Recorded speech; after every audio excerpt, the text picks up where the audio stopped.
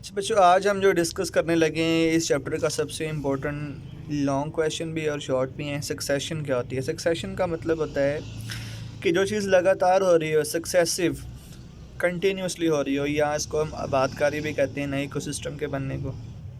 तो डिफाइन को पहले देखते हैं। Change in the structure of community of ecosystem over a period of time. तो कोई भी जो ऑर्गेनिज़म्स होते हैं एक कम्युनिटी के अंदर, वो कभी भी स्टेबल नहीं होते हैं, या स्टेबल तो हम कह सकते हैं लेकिन वो यूनिफॉर्म नहीं रहते हैं, बल्कि उसमें चेंजेस आती रहती हैं। एनिमल्स दूसरे एनिमल्स को रिप्लेस करते रहते हैं, ऐसी प्लांट्स भी। तो इस तरह जो कम्युनिटी होती हैं वो रिले बन जाती हैं। रिले का मतलब होता है कि जो एक दूसरे को रिप्लेस करें, और प्रिडिक्टेबल वे में। नेचर में जितने भी काम होते हैं वो प्रिडिक्टेबल वे में ही होते हैं। प्रिडिक्टेबल वे का मतलब है जैसे कि बादल आएंगे तो बारिश होगी, ऐसे स्टेप बाय स्टेप जिसका पता होता है कि अब ये इवेंट हो सकता है। तो आगे शॉर्ट क्वेश्चन आता है कि पाइनियर्स क्या होते हैं। फर्स्ट स्पीशीज़ जो कि सक्सेशन को इनिशिएट करती हैं उसको पाइनियर्स कहते हैं, और ये हमेशा से लाइकन होते हैं। कम्प्लेक्स क्लाइमेक्स कम्युनिटी क्या होती है? The final stable community which population of different species remains uniform. Uniform का मतलब यहाँ पर ये है कि इसमें हाईली डेवलप्ड प्लांट्स होते हैं, जो कि फिर इनको इस सबसे डोमिनेंट प्लांट या एनिमल्स होते हैं, इनको फिर फर्दर इसको रिप्लेस नहीं किया जा सकता। छोटी मोटी जो चेंजेस हैं वो तो आती रहती हैं, डायनामिक होती हैं कम्युनिटीज़ हमेशा से। आगे इसकी टाइप्स आ जाती हैं। प्राइमरी सक्सेशन किसे कहते हैं? The succession start the place where the no trace of the previous life.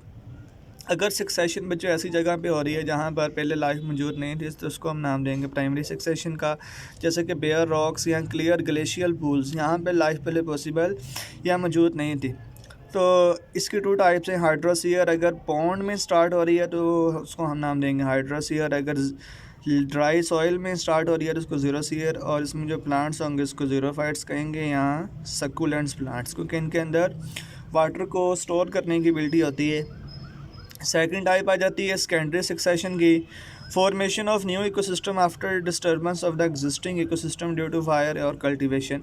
अगर एक जगह पे पहले इकोसिस्टम था और वो फायर की वजह से या नेचुरल डिज़ास्टर की वजह से वो ख़त्म हो चुका है, और दोबारा से वहाँ पर एक नया इकोसिस्टम बन रहा है, तो उसको हम नाम देंगे सेकेंडरी सक्सेशन का। आगे इसके स्टेजेस बहुत इंपॉर्टेंट लॉन्ग क्वेश्चन आता है कि सक्सेशन में जो ज़ीरो ईयर सक्सेशन है उसके स्टेजेस के बारे में लिखें। तो पहली जो स्टेज आती है बच्चों, उसको हम क्रस्टोज लाइकन का नाम देते हैं। क्रस्ट से ये वर्ड निकला है। क्रस्ट का मतलब होता है layer. Special type of lichen impregnated in the form of crust. Impregnated का मतलब होता है भर देना। ये ऐसी लाइकन होती हैं जो अर्थ के सरफेस को या रॉक्स के सरफेस को ऐसे भर देते हैं। इनकी प्रॉपर्टीज़ क्या होती हैं कि एक्सट्रीम कंडीशंस में रहना के लिए ये सूटेबल होती हैं या डिवेल्प होती हैं, और ये कभी कभार इनके सरफेस वेट भी हो जाती है जब बारिश आती है, और ये जब बारिश आती है तो वाटर को अब्जॉर्ब कर लेती हैं और उसी वाटर को फिर ड्राई कंडीशंस में ये यूज़ करते हैं। और यहाँ तो ये जब जब हार्श कंडीशंस आती हैं, क्विसेंट हो जाते हैं, स्टॉप हो जाते हैं, या डॉर्मेंट हो जाते हैं, या डेसिकेटेड, यहाँ इनकी डेथ भी हो जाएगी।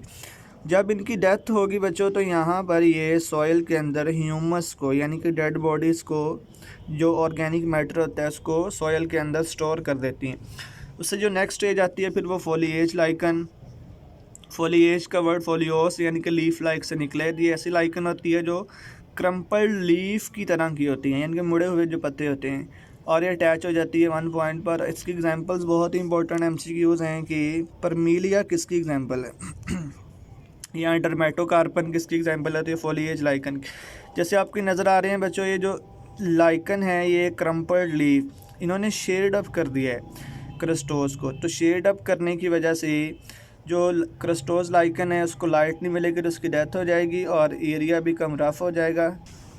इसके बाद बच्चों ये रफ़ कंडीशंस को ले आएंगी और more and more features and depressions develop. ये जो इनकी जो रूट लाइक स्ट्रक्चर्स होते हैं ये ज़मीन के अंदर डिप्रेशंस को डेवलप कर देंगे। इसका क्या फ़ायदा होगा कि जब फिर बाद में रेन आएगी तो वाटर होल्डिंग कैपेसिटी सॉइल की बढ़ जाएगी और सॉइल पोरस हो जाएगी। लीफ लीटर्स गले सड़े पट्टे वहाँ पर जमा हो जाएंगे और मॉस इन्वेड्स करेंगे यहाँ पर। मॉस आपको पता है कि स्मॉल प्लांट्स को कहते हैं, ये थर्ड स्टेज है।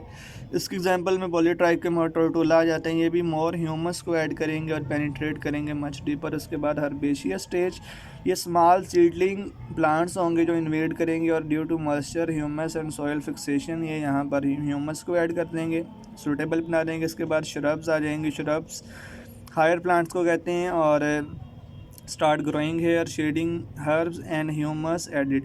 जब इसको शेड करेंगे तो बहुत सारे प्लांट्स की जो हर्बेशियस होंगे उनकी डेथ होना शुरू हो जाएगी, तो डेथ होने से ह्यूमस और ज़्यादा ऐड हो जाएगा। लास्ट जो स्टेज आती है बच्चों, उसको हम नाम देते हैं क्लाइमैक्स स्टेज। क्लाइमैक्स स्टेज वही क्लाइमैक्स कम्युनिटी वाली स्टेज ही आ गई है। सॉइल इम्प्रूव हो जाएगी और ग्रोथ और वुडी प्लांट होगी और वुडी प्लांट डोमिनेट करेंगे और एक स्टेबल स्टेज को रिप्रेजेंट करेंगे। चलो बच्चों, ये हमारा आज का लॉन्ग क्वेश्चन था, बहुत ही इंपॉर्टेंट। ओके जी, अल्लाह हाफिज़।